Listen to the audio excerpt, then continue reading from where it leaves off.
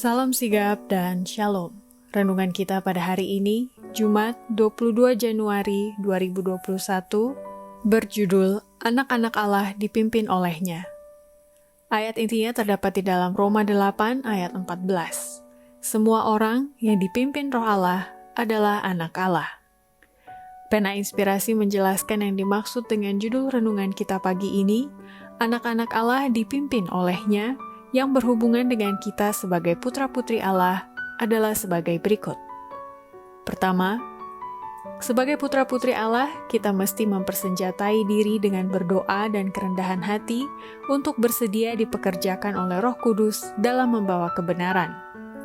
Persenjatai dirimu sendiri dengan kerendahan hati, berdoalah agar malaikat Allah boleh datang dekat ke sampingmu untuk mengesankan pikiran, karena bukan engkau yang mempekerjakan Roh Kudus, tetapi Roh Kuduslah yang harus mempekerjakan engkau.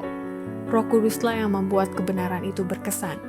Pertahankanlah selalu kebenaran yang praktis di hadapan orang-orang. Kedua, sebagai putra-putri Allah, kita mesti mengikuti zaman, membawa kesaksian yang jelas dan cerdas, yang dituntun oleh urapan Roh Kudus. Kristus datang dari surga untuk memberikan kepada Yohanes kebenaran agung dan ajaib yang akan membentuk hidup kita agar melalui kita memberitakannya ke dunia ini. Kita harus terus mengikuti zaman, membawa kesaksian yang jelas dan cerdas yang dituntun oleh urapan Roh Kudus. Ketiga, sebagai putra-putri Allah, kita mesti mengandalkan keluhuran dan kemuliaan Kristus melalui peranan Roh Kudus yang menyucikan jiwa. Keluhuran dan kemuliaan Kristus adalah kekuatan kita. Tuntunan Roh Kudus memimpin kita kepada seluruh kebenaran. Roh Kudus mengambil semua perkara-perkara Allah dan menunjukkannya kepada kita, menyampaikannya sebagai kuasa yang hidup ke dalam hati.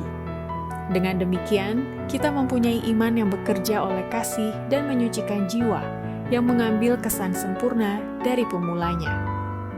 Keempat, sebagai putra-putri Allah, kita mesti menjadikan Roh Kudus Allah menjadi hidup dalam kehidupan kita, agar Ia mengendalikan suara dan lidah kita menjadi seperti pena penulis yang siap sedia setiap saat. Berhati-hatilah agar jangan sekalipun engkau mencela. Kita mau Roh Kudus Allah menjadi hidup dan suara bagi kita. Lidah kita harus menjadi seperti pena penulis yang siap sedia, sebab Roh Allah berbicara melalui agen manusia. Bila mana engkau melakukan ejekan dan cemoohan, engkau telah mengaduk dalam sebagian dirimu, dan kita tidak menginginkan campuran seperti itu.